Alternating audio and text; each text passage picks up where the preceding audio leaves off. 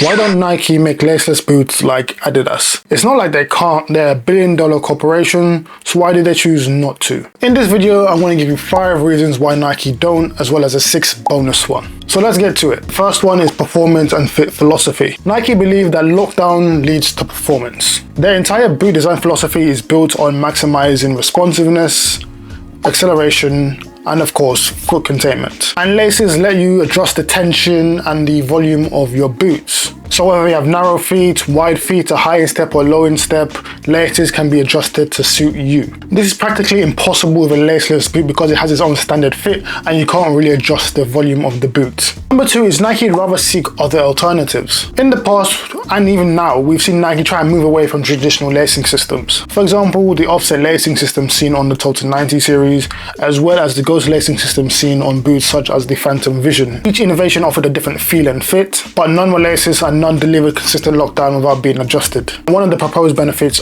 of a laceless boot is a cleaner strike area because it's uninterrupted because there's no laces. And with the ghost lacing system, you kind of get the best of both worlds. You get a more kind of cleaner strike area because of the ghost lacing system, and you still be able to adjust your boots because there are laces there. But even then, it's still just a option. It's not necessarily the most popular option either. The third reason being real world fit issues and player feedback. Elite players aren't just looking for style. When they play, they're looking for comfort, control, and a distractionless playing experience. And despite a laceless option being there, you will find that most Adidas pros still prefer the laced options. And that's because most pros prefer the adjustability of their fit. Even though they do get their boots custom molded to the shape of their feet, it doesn't mean that the need for laceless is negated. As even though there's still not laces there, your foot can still move about in your boots. So in essence, lockdown is essential. Don't get me wrong, if your feet are molded to the shape of your boot and you're using laceless boots, your feet aren't going to move around as much if they're not, but still, laces are needed for better lockdown and fit. However, I would say that the lockdown technology of the laceless boots that Adidas do offer is getting better and better every year. For example, this is the reason I got this one. I tried on the laced and the laceless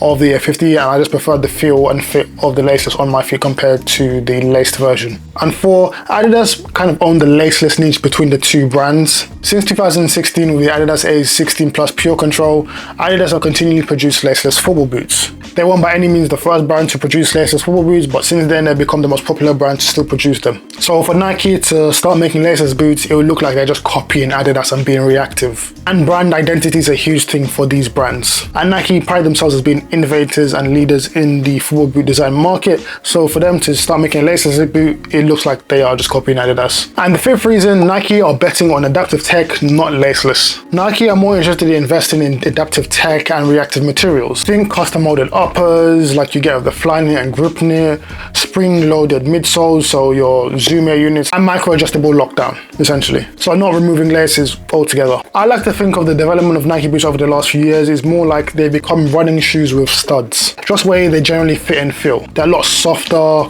no breaking time, more like a running shoe in my opinion. And generally speaking, in terms of fit, they fit more foot types than they have done with previous models, especially with this material. So they feel making a boot which is more adaptive to different foot types is better than making a laceless football boots. And number 6, they just don't need to yet. At the end of the day, you have to remember that these two are companies driven by their bottom line. So if the consumer demand for laceless boots isn't there, Nike don't really see the need to invest in that area. However, I would say that the popularity of laceless boots is growing. It's not there yet for Nike to, change their minds, but who knows? Maybe if someone like Yamal, who wears laceless F50s, if he was to win the Ballon d'Or, the popularity of his boots would skyrocket the popularity of laceless boots and maybe make Nike change their minds, but who knows? But for the time being, there's no huge demand for Nike to make a laceless football boot. So while laceless boots do look clean, sleek, and futuristic, Nike believes they still fall short in what matters most: performance, fits, and trust. And until there's a huge demand for it, I don't think Nike are going to ditch laces anytime soon. And if they do, they'll probably do some Marty McFly kind of stuff where you have your self-lacing football boots. I mean, football boots cost enough already. I can only imagine how much they'll cost with that kind of technology. But let me know in the comments, what do you prefer, or laced football boots? And do you think that Nike will ever make a laced football boot? Let me know in the comments down below.